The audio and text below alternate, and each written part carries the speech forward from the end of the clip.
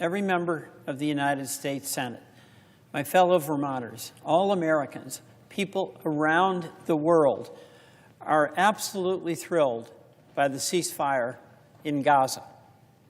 After 2 years of relentless bombing, after 2 years of horror for the hostages and their families, the bombing has largely stopped and the hostages are home. This is extraordinary. And I salute everyone involved in getting us to this day, including President Trump. But let's be clear. There is more work to be done. The only way this ceasefire will succeed is if it is the beginning of a relentless, tireless process that aims to get us to the two-state solution, 2 states for 2 peoples, a safe and democratic Jewish state of Israel, alongside a sovereign state for the Palestinians that are indigenous to the land where they now live, as envisioned in the President's 20-point plan and has been U.S. policy for over 50 years. So the question before us is, will all who are involved, particularly the United States government, Prime Minister Netanyahu and the Palestinian Authority, U.S. partners in the Gulf and our European allies, will everyone do every single thing possible to make that success of a lasting peace through a 2-state solution a likelihood? And let me be candid, Mr. President. I am extremely alarmed at what we're already seeing since the ceasefire. On the Israeli side, Mr. Netanyahu is continuing to dial up or down the delivery of urgently needed food or medicine, depending on what his political desires of the moment are. And after 2 years of already having kept food out, largely, for starving kids, that has to be provided with the 600 trucks a day, unabated, continuously and regularly. And at the same time, Hamas is score settling, is committing public executions and intimidating the Palestinians who yearn for peace and a return to some degree of normalcy. The impediments to peace are deep and they are clear. So we need to ask ourselves, what do we need to do to make sure that the violence and the destruction does not resume? In Gaza, one thing is absolutely essential. Mr. Netanyahu must stop blocking the medicine in the food for starving kids and Palestinians. We cannot condone the Israeli military under the instructions of the Netanyahu government from illegally blocking international food aid from getting through Rafah. And yet we see a continuation of children facing severe malnutrition and hunger. We also see kids who are sick and had the promise of getting health care, cancer treatment, women who need maternity facilities or basic medicines and treatments still not having access to them. The Netanyahu government cannot be allowed to once again turn on and off the supply of food and medicine and use it as a military tool. Withholding fruit and vegetables and other food from 1 million hungry kids is not a military response. It's a collective punishment. Next, Mr. Netanyahu must finally, once and for all, stop the bombing in Gaza. The IDF's own data shows that more than 5 out of 6 people killed by IDF bombs supplied by the U.S. over the past 2 years were civilian casualties. And those government bombings that have been renewed in Gaza this week, killing nearly 100 and injuring even more after 2 soldiers were killed in Rafah, has got to stop.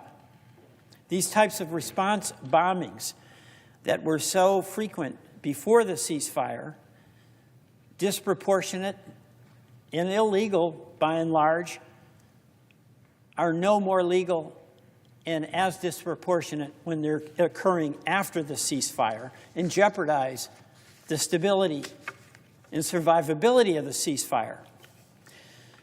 So we should be calling on the Netanyahu government to reopen the medical evacuation corridor so that those Palestinian kids in Gaza with traumatic war wounds, bullets in their bodies and missing limbs can be evacuated to Palestinian church hospitals in Jerusalem. And the violence and settler attacks in the West Bank also represent an ominous threat to the ceasefire and a threat to fulfilling a true vision of peace. Gaza and the West Bank are part of what will be a separate Palestinian state. And that violence that it's occurring at the hands of settlers has to be stopped by the Netanyahu government. And Mr. President, just this week in the West Bank, we saw violent attacks by masked, club-wielding settlers on Palestinian villages and harvesters. They even attacked the very same village that our ambassador, Mike Huckabee, had visited and promised to protect only a few months before. This photograph, taken only a few days ago, is the result of an illegal Israeli settler beating a 55-year-old woman who is harvesting olives on her family's ancestral lands, beating her with that club without mercy, without restraint. Her name is Ufa Abu Aliua. She's a mother and she's a victim of violence. And this just happened days ago. By the way, October marks the start of the olive harvest season across the West Bank. And since the start of the harvest, where folks have to go from their homes to the fields, illegal Israeli settlers have reportedly staged 158 assaults against Palestinian farmers, and they've destroyed nearly 800 trees. And these trees, as you know, are nurtured over generations, just like the ones on the Mount of Olives. And many Palestinian families depend on them as their only source of income. The violence, by the way, also impacts Americans. And if Mr. Netanyahu is serious about working with the president and supporting the ceasefire that he did agree to, he'll take action to hold accountable those responsible for the Americans killed by Israeli forces and illegal settlers. Americans like Saif Musalat, a Florida teenager who was on vacation visiting family when he was attacked and he was killed by illegal settlers. And Mr. Netanyahu must also finally help the United States investigate the killing of the American journalist Shireen Abu Akleh, who was shot by an Israeli sniper from a couple of hundred yards away, nowhere near any Israeli troops.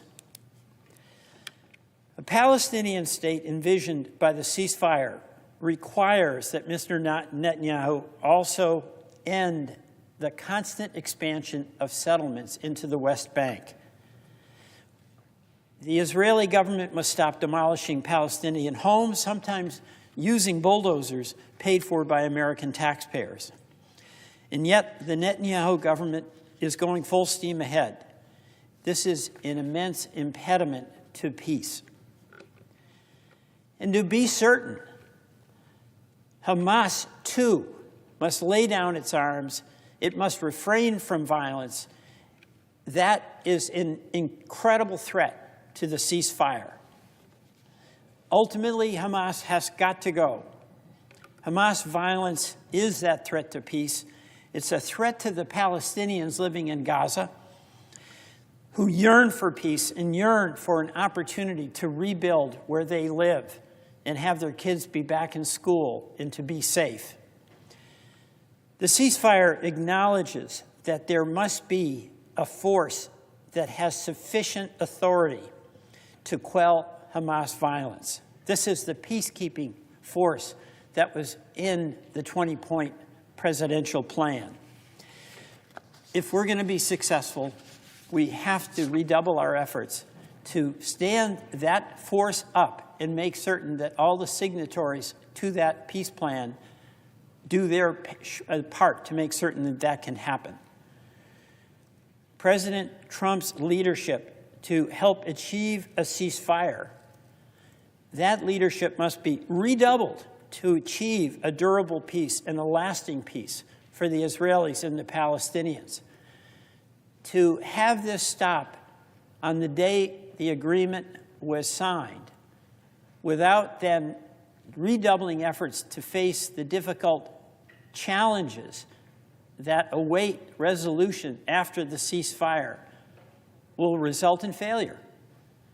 So I call on the President, I urge all of us to do every single thing we can to stay focused on the implementation of the peace plan and not turn away as though this is yesterday's problem. Because if we don't do that, it will be tomorrow's problem once again. Mr. President, I urge all of us to accept the burden of leadership that is absolutely required for the well-being of the entire region, but for the promise of Israel as a Jewish and democratic state, and for the promise of the Palestinian people living alongside in peace with Israeli neighbors. Mr. President, I yield back. In remarks on the Senate floor, Senator Peter Welch of Vermont expressed relief and gratitude for the long-awaited ceasefire in Gaza, calling it an extraordinary development after 2 years of relentless bombing and immense suffering. He said people around the world were thrilled to see the violence end and hostages return home, and he credited all who contributed to this outcome, including President Trump. Yet, Welch cautioned that this moment could only be meaningful if it marked the start of a determined, sustained effort toward lasting peace. He underscored that the ultimate goal must remain the two-state solution, a secure and democratic Jewish state of Israel existing alongside a sovereign Palestinian state in the lands where Palestinians live today. This vision, he reminded the Senate, has been the cornerstone of U.S. policy for over half a century and is reflected in the President's 20-point peace plan. Welch expressed alarm at actions by Israeli Prime Minister Benjamin Netanyahu since the ceasefire's announcement, accusing him of manipulating humanitarian aid deliveries based on political expediency. He said Israel must stop using food and medicine as a military tool, condemning the continued obstruction of international aid through Rafah. For Welch, the deliberate withholding of food from starving children and medical supplies from the sick amounted to collective punishment, not a legitimate act of defense. The senator called for the immediate reopening of medical evacuation corridors to allow Palestinian children and civilians with severe war injuries to receive treatment, particularly in Jerusalem hospitals. He also criticized renewed Israeli bombings in Gaza following the ceasefire, noting that, according to IDF data, 5 out of 6 people killed by Israeli airstrikes over the past 2 years were civilians. Such disproportionate and illegal strikes, he warned, jeopardize the fragile stability of the truce. Turning to the West Bank, Welch highlighted growing violence by Israeli settlers against Palestinian farmers during the olive harvest season. He described disturbing attacks, including one against a 55-year-old woman beaten while tending her family's olive trees. Since the start of the harvest, settlers have staged more than 150 assaults and destroyed hundreds of trees, devastating the livelihoods of families who depend on them. Welch also pressed for accountability in cases involving Americans harmed by Israeli forces or settlers, citing the deaths of Florida teenager Sayfullah Salah and journalist Shireen Abu Akleh. He urged the Netanyahu government to cooperate fully with U.S. investigations into these incidents. The senator demanded an end to Israel's continued expansion of settlements and demolition of Palestinian homes, saying such actions undermine any hope for peace and defy the principles of the long-standing peace framework. At the same time, he condemned Hamas for violence and repression in Gaza, including executions and intimidation of Palestinians who desire peace. Welch insisted that Hamas must disarm, emphasizing the need for a peacekeeping force, as envisioned in the president's plan, to ensure security and stability on the ground. Concluding his remarks, Welch praised President Trump's leadership in achieving the ceasefire but urged the administration to intensify its efforts toward a durable, lasting peace. He warned that if the U.S. and its partners fail to follow through on the peace plan, the region will once again descend into chaos. Leadership, he said, must not end with the ceasefire. It must continue with determination and accountability to secure the promise of coexistence between Israelis and Palestinians.